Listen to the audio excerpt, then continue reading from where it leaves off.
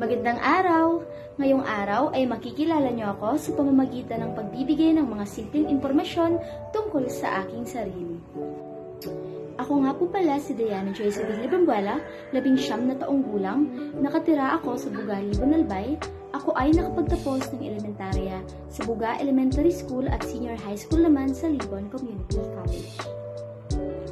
Ang mga kinahihiligan kong gawin ay mag-TikTok at kumanta. At noong huling buwan lamang ay sumali ako sa patimpalak sa aming barangay na tinatawag na Spelling Bee, na kung saan ako ay nag-second runner-up. Noong bata pa ako ay pangarap ko maging isang doktor.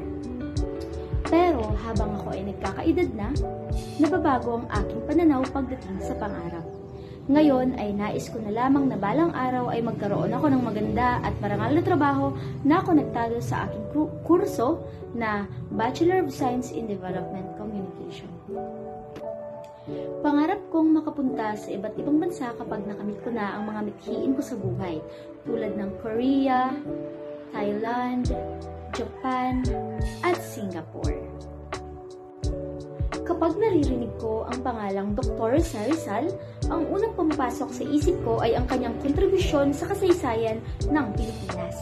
Siya ay isang pambansang bayani, manunulat at polymath na aktibo noong huling bahagi ng panahon ng kolonyalismo ng Espanya sa Pilipinas. Ang kanyang mga akda at mga gawa ay nagbibigay inspirasyon sa maraming Pilipino na ipaglaban ang kanilang karapatan at kalayaan. Yun lamang po at maraming salamat sa panonood.